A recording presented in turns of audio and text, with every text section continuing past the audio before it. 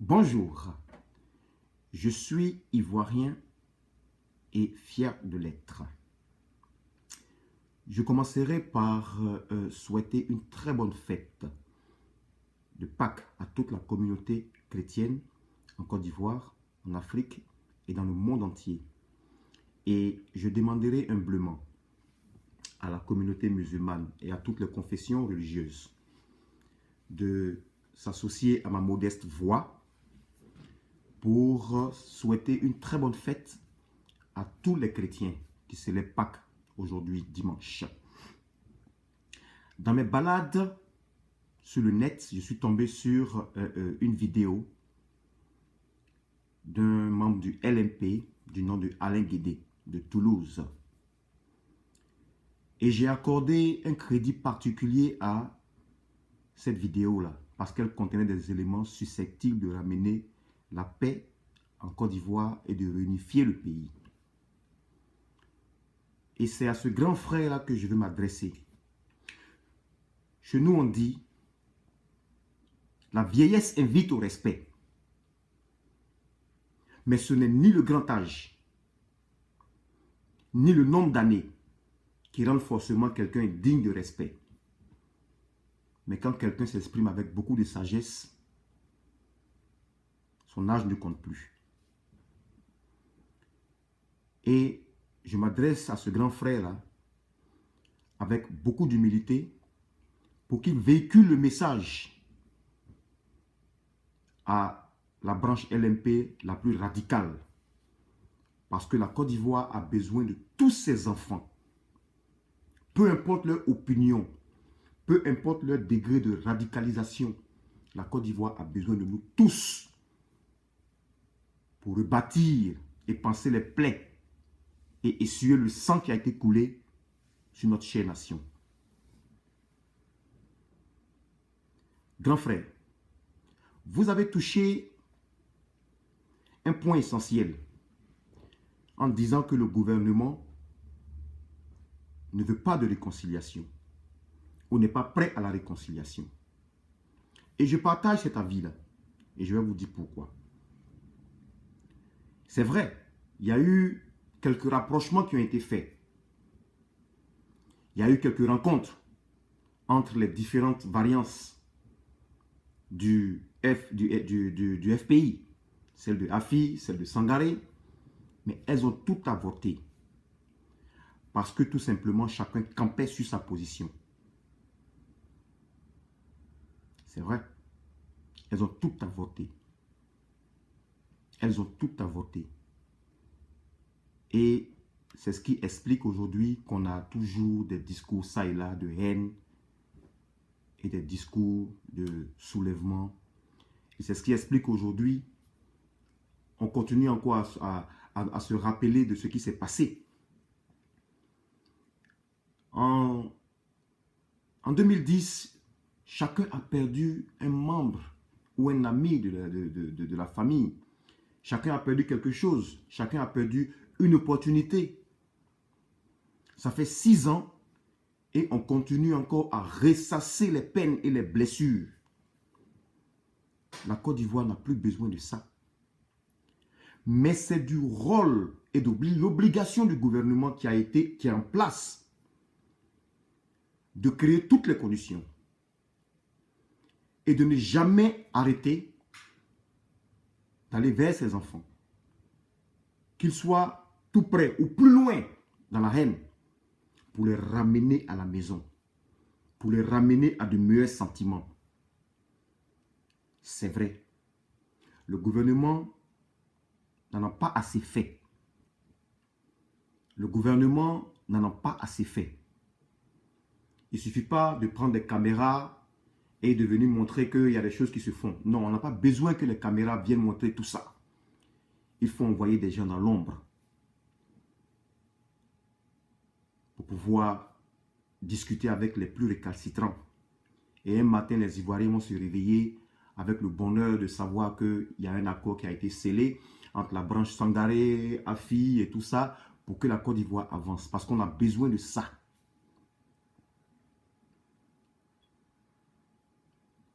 Il y a une chanson d'Alpha Blondy. C'est vrai qu'il y en a qui n'aimeraient pas entendre ce nom-là. Mais cette chanson-là dit que c'est la bonne sauce qui rapproche le tabouret. C'est très significatif. C'est une chanson en baoulé, mais hyper significatif. Et dans ton discours, grand frère, tu as touché ce point-là. Aujourd'hui, moi, je soutiens ce que fait, par exemple, Peter 007, qui essaie d'être une transition entre le gouvernement et les jeunes exilés qui sont un peu partout en Afrique et de par le monde pour rentrer au pays. C'est vrai. C'est une bonne initiative. Mais si en Côte d'Ivoire même, on ne sent pas que les jeunes qui sont déjà sur place sont dans de bonnes conditions. Et je ne parle pas Il y a des choses qui ont été faites, c'est vrai. Il y a des conditions qui sont créées pour amener les jeunes à travailler, à être plus responsables. Mais il faut que ce soit reparti équitablement sur toute la jeunesse. Pas forcément une jeunesse qui est plus proche du régime, mais toute la jeunesse. Même ceux qui ne sont pas proches du régime, ceux qui ont, ceux qui ont des opinions différentes, ceux-là aussi, on doit sentir qu'ils profitent de l'avancée économique qui aujourd'hui s'instaure en Côte d'Ivoire. Et c'est de cette façon-là que ceux qui sont à l'étranger, ils vont s'approcher de la source.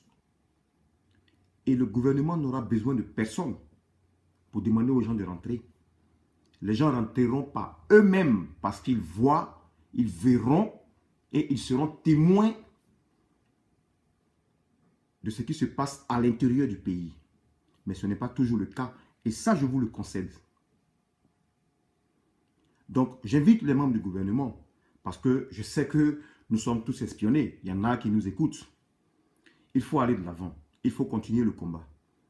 Il faut vous rapprocher des plus récalcitrants et ramener tous les enfants du pays à la maison. Et ça passe par des actes et des actions concrètes. Ça passe par des sacrifices. Oui, la Côte d'Ivoire a besoin d'avoir ses enfants réunifiés et unis.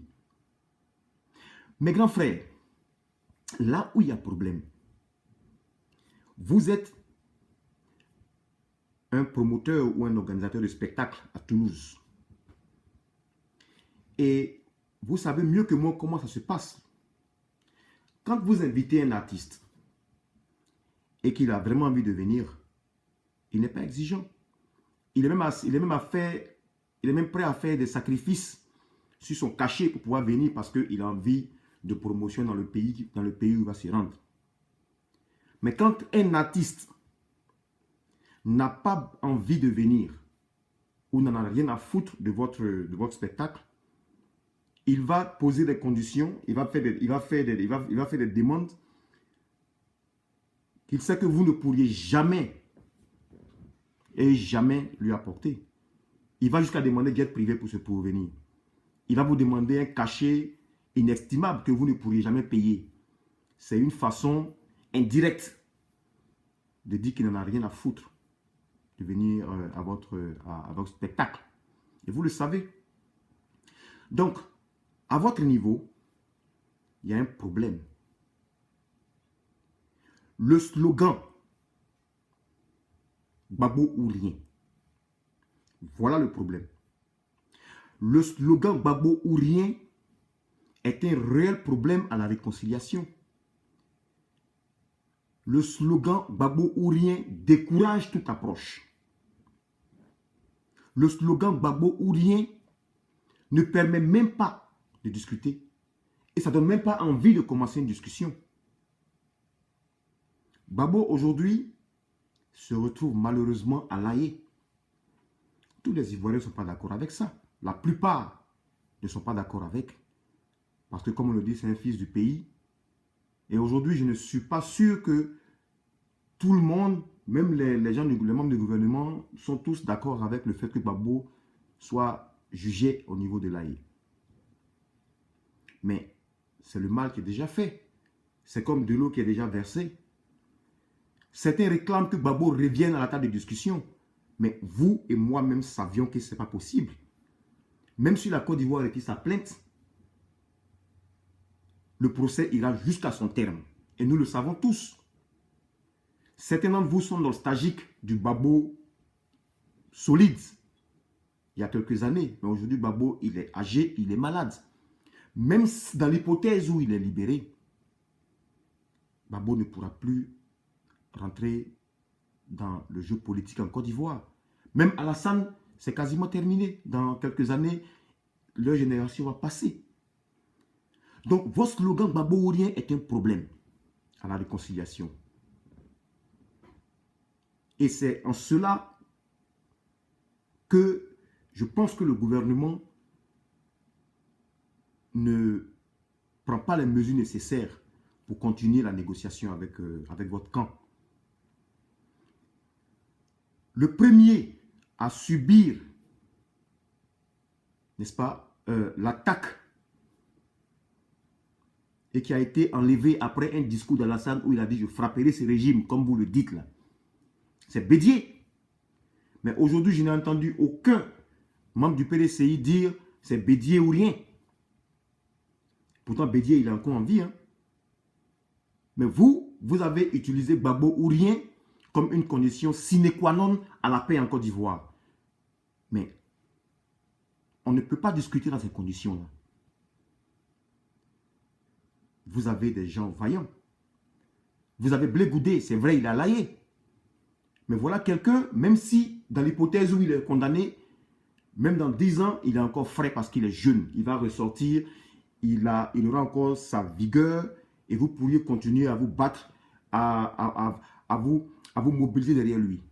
Et vous avez même là des gens en Côte d'Ivoire qui peuvent mener le combat. Vous voulez revenir au pouvoir, c'est votre droit. Vous êtes des Ivoiriens et personne ne peut vous empêcher de vous battre pour reconquérir le pouvoir. Mais pour qu'il y ait négociation, vous aussi, vous devriez comprendre qu'il y a des choses qu'on ne peut pas accepter. Ça ne vous empêche pas de continuer à aimer Gbagbo et à lui vouer un amour inestimable. Mais la situation est telle que le slogan Gbagbo ou rien ne favorise pas la paix en Côte d'Ivoire. Ne favorise pas la discussion avec vous. Donc ce côté-là, vous devez passer le message à vos dirigeants qui sont au pays et à vos jeunes qui sont partout et qui appellent et qui insultent et qui appellent à la révolte et à la haine, qu'il est temps que chacun essaie de trouver le moyen de créer le rapprochement. On n'a pas besoin de s'insulter sur le net. On n'a pas besoin de se tenir des discours guerriers. Ça ne mènera à rien. On peut rester dans ça pendant des années. Est-ce que ça va aider la Côte d'Ivoire? Jamais. Donc, voilà, grand frère, le message que j'aimerais vous faire passer. La Côte d'Ivoire a besoin de vous. La Côte d'Ivoire a besoin de tous ses enfants. La Côte d'Ivoire a besoin de paix. La Côte d'Ivoire a besoin d'avancer. Que la paix soit avec vous. Que la paix soit avec le FPI. Que la paix soit avec le RDR. Que la paix soit avec le RHDP et tous les partis politiques en Côte d'Ivoire.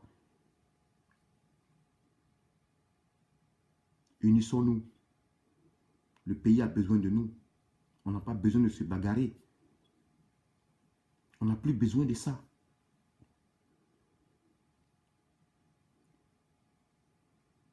Je vous remercie, grand frère, pour ces paroles sages que vous avez dites. Et j'espère que vous allez passer le message. J'espère que vous allez militer auprès de vos de vos grands frères, de vos aînés qui sont au pays, pour que la situation change. Merci.